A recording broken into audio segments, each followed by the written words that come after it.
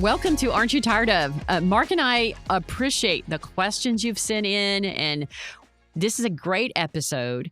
We want to talk about things you're tired of and what to do about them. And these are your reader questions that say, hey, I got some follow-ups to some of the prior episodes. So we promised we would follow up. We promised. So here we are. I love that we can take a little time and do that. Yeah. So first question is, on our episode where we talked about giving presentations and not being stressed about them, we kept talking about practice and how practice will make you better and better. Yeah. Can you give me some more examples of how I can practice so I can be a better speaker? You know, I think one of the things in this age where we can video ourselves, I think you do that. I mean, I think that was one of the points that we brought up. Yeah, we talked about videoing yourself and, you know, really looking at, you know, your mannerisms. How do you speak? Are you clear? And really putting yourself in that environment. I think that can help you. I go back to practice makes perfect or practice makes better. And, you know, I think that's one way to just really get comfortable. You know, I think one other idea that I don't think I mentioned on the episode, but Marta Steele, who's, you know, a really great speaker, she took improv class and helped her think on her feet. And one of our prior guests, Katie Keogh, she talked about improv and how she had done that. And I think she was also a great speaker. That might be kind of just an off-the-wall way because, you know, if you know, and I have never taken an improv class, but I know enough to know you do not have a script. It is, you got to, you know, think about and you got to think on your feet. And I think part of being a good speaker is being more comfortable speaking on your feet. So practice, video is a great way, and finding some unique ways to, you know, whether it's an improv class, it's Toastmasters, it's whatever it may be. Just get out there. Yeah, so that's agree. One. I agree with that. Second question. On our Bad Managers episode, we talked about the Miranda Priestleys and From the Devil Wears Prada. And the Devil Wears Prada. Yeah. The question came in of, what about a manager that doesn't respect your boundaries? He's texting me and emailing me, calling me all the time. How do I handle it? Oh, it's hard. It's hard because the power differential's off. Yeah. You know, like, you know, but here's what I would say. Gosh, we talk about boundaries a lot. We do every episode. Yeah, it's important because when you're tired of something, you got to figure out why you're tired of it and what you're going to do about it. And so I would say to that listener and any listener that's struggling with this, I'm going to say it.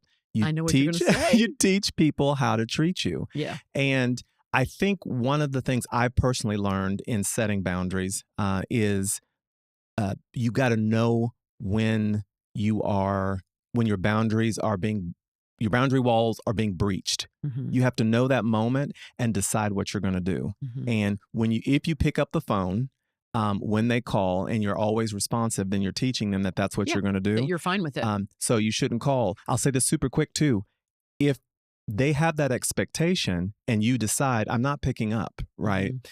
Be reasonable about it. You know, if it's reasonable to pick up, but you got to be rigid on this because you do a little crack and a break and then you lower the boundary. So, and when they tell you, well, why didn't you pick up? Why? Well, that's the time that I spend with so-and-so, but I'm available in these times. Yeah, exactly. You know, and so you just have to really be mindful about what you're going to do and what you're not going to do. And don't make it a habit.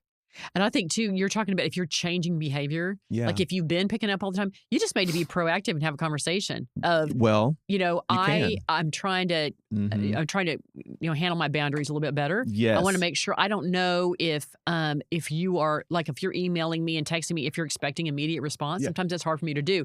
And I have worked with people who they have that, if it's in my head, I got to get it out. And I can think of a situation where it wasn't me, but it was somebody else who their manager basically said, "Oh gosh, I didn't mean for you to respond immediately.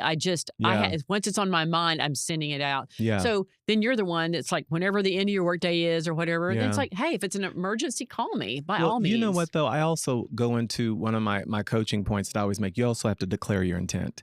Right? For sure. If you're a manager or a leader or supervisor that like, I just had to get it off my head.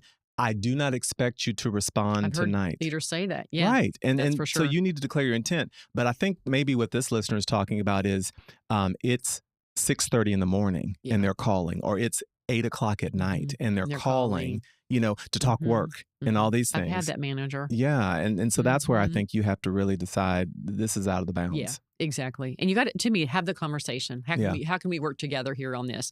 I think that's one. Okay, next question. This is maybe a little harder one, but in the Snoop and Martha episode, we talked about the importance of continuing to evolve and do something different. Question is, I want to do that. What's the first step I can take? This is something you've thought a lot about, Mark. Yeah. I know for you. Yeah. What would be a way somebody could say, I do want to be a little different. I want to try something a little bit different. Yeah. Not be the same person I've always been. What's the first step? Yeah, in that Snoop and Martha episode, we used both of those characters because they were very uniquely themselves, but they have, created a friendship, and a partnership and helped each other. And they both stepped out of what people may have, the box that people may have put them in. I think for me personally, what I learned is to I'll just say it. For me, it was about being brave. And it was about not letting other people, situations define me and what I wanted. And it was actually very freeing, to start that journey. And you have to have others around you that support you and understand you and can be advisors to you. So that's the advice I give, is that you got to decide, are you willing to make the change? Because it's not something that's going to happen overnight. You got to take the steps and be focused in it. I think too, this is more me commenting on your journey, is that you talk about in COVID, you had time to think about what is it that I want? And I think, sometimes it's just, I know I'm in a rut. I know I'm in a situation that feels tired and it's not really me. Well, maybe the first step too is thinking about what might that look like? Yeah. If I were really living the life I want, or if I'm wanting to do things different, where are you feeling that? Is it work? Is it personal? What is it? So, that's a hard question, but the fact that you're asking the question, good thing. It's a start. Yeah. Okay, next question. In the bad advice issue, we talked about not bringing yourself as a parent into the advice you give your kids. That's right. Yeah. How do you make that shift? You've thought about that a lot, Mark. Yeah, I've thought about this a lot. And in a previous episode, we were talking about, in our graduation episode, we were talking about how you need to make sure that the advice you give is not putting your own burden or hopes and dreams and what you want, on said person, your child, your niece, your nephew, your mentee, whoever this is. And I talked about being more of an ask advisor than a tell advisor. So being an ask advisor is very Socratic, meaning asking a lot of questions like, well, what do you think that would look like? And if you've been thinking through that, why is that important to you? And those types of things. And so I think in giving advice, be an advice giver that is inquisitive and curious to help someone explore. Yes, right. And I think too, it's almost like, those of you that have been through any kind of coaching, training or anything like that, it's kind of a lot of it is that, and learning to, maybe there are times, what would you be open to? If they ask you, what would you do? Yeah. Okay. That's one thing. I also think advice from parents, sometimes it's out of fear. Sometimes. It's like, it may not be, I want you to do everything the way I did it, but I'm afraid that if you don't get this degree, this will happen. I'm afraid if you don't live close to me, I can't protect you. Whatever it is. Yeah. I think that is, I think it's important. I think it's healthy for those of us who are parents, or you care for people that are younger. They're the aunt, the uncle. Yeah. Why am I wanting to give this advice? Where's it coming from? I agree. And Patty, I would say it's not a bad thing to impart your wisdom. I just think allow yourself. I think the best advice is advice that explores. Yeah, exactly. What's possible. And a good balance. If you're going to give some wisdom, advice, whatever, having with a little exploration is a good thing. Yeah. Okay. Yeah. Office politics. Boy, we talked about a lot of the characters in office politics. We did. The question is, but I am in an environment that's very formal and structured. And it makes me feel like I have to talk in corporate speak, and I cannot really be myself or say what I think. Oh, wow.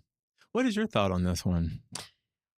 Well, I have to say, I have seen some people who have been themselves and they are not the same as the environment, have been very successful. So I think... what were they doing? Can you say like one or two things that you think was their...